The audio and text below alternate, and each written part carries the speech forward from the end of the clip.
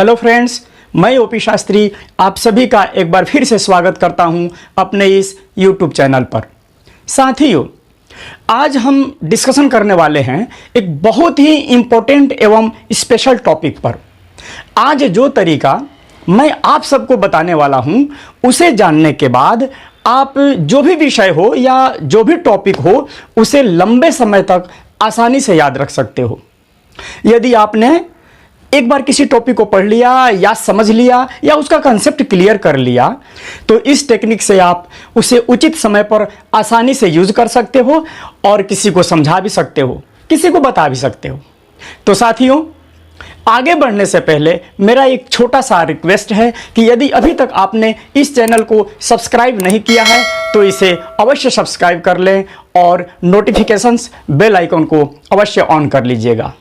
तो साथियों, जैसा कि आप यह अच्छी तरह से जानते हैं कि हमारे दिमाग की जो क्षमता होती है वो बहुत ही पावरफुल है, इसकी कैपेसिटी बहुत ज़्यादा होती है। फिर ऐसा क्यों होता है कि जो भी हम याद करते हैं वे जल्दी भूल जाते हैं।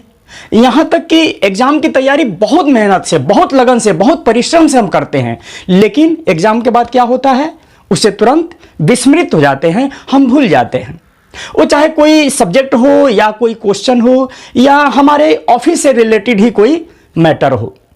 तो इसका सबसे महत्वपूर्ण कारण यह है कि जो चीज़ हमें अच्छी लगती है वो हमें जल्दी याद हो जाती है, या जिसमें हमारा मन लग जाता है वो अच्छी तरह से हमें जल्दी याद हो जाता है।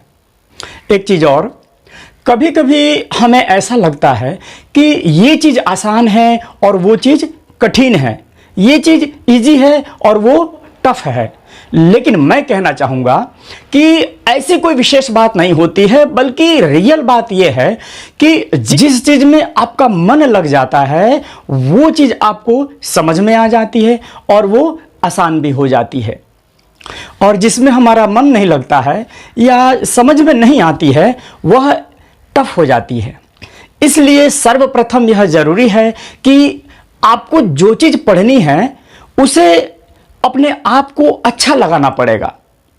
लेकिन प्रश्न यह है कि अच्छा लगता किसे है।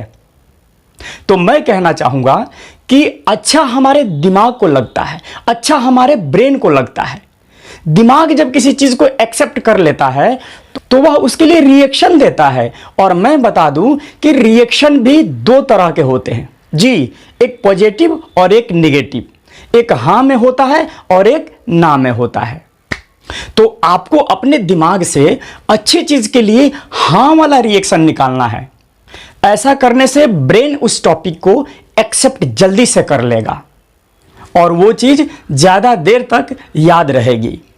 एक चीज और, आपको यदि कोई टॉपिक याद हो जाए, उस पर आपका कमांड बन जाए, वो चीज़ आपको समझ में आ जाए, तो कोशिश करना है कि वो चीज़ किसी को जाकर के आप सुनाएं, आप उसे समझाएं, आप उसे बताएं, यहाँ तक कि किसी को पढ़ाने का प्रयास भी करें। ऐसा करने से आपकी जो नॉलेज है वो कई गुना बढ़ जाएगी। आपके दिमाग में नए नए ट्रिक्स आएंगे, नए नए अनुभव भी आने लगेंगे। देखिए, पढ़ाना एक बहुत अच्छी चीज़ है जो आपके नॉलेज को, आपके ज्ञान को और अधिक बढ़ाती है। जैसे कि आपने सुना भी होगा कि ज्ञान बांटने से बढ़ता है और संचय करने से घटता भी है। सुना है ना? बिल्कुल सुना होगा। देखिए, रियल बात क्या है, ये ब्रेन, ये दिमाग, ये बॉडी एक मशीन की तरह है, और इस मशीन को आप जैसे चलाओगे, जैसे गाइड करोगे, वैसे ही यह चलेगी। इसके अंदर आप जैसा इनपुट दोगे वैसा ही आप आउटपुट भी प्राप्त करोगे। यदि आप प्रॉपर तरीकों से इनको अप्लाई करोगे और प्रॉपर तरीकों से पढ़ाई करोगे तो यह निश्चित है कि आप प्रॉपर तरीकों से लाइफ में भी आगे ही आगे बढ़ते चले जाओगे। आप मोटिवेशन, डेडिकेशन एंड डिस्कशन, साथ में कंसंट्रेशन, ये सभी चीज़ें मिला करके अपने जीवन में अप्लाई करना, रिजल्ट आप देखना क्या आता है। आपका टारगेट पूरा होता हुआ नजर आएगा, खुद को अपने लक्ष्य के बड़े करीब, बहुत नज़दीक पाओगे, आप अपने गोल को भी अचीव कर पाओगे।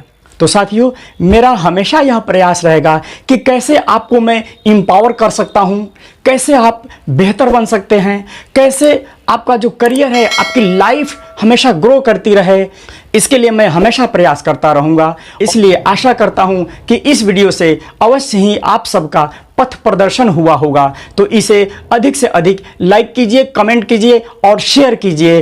तब तक के लिए thank you very much and take care and bye bye.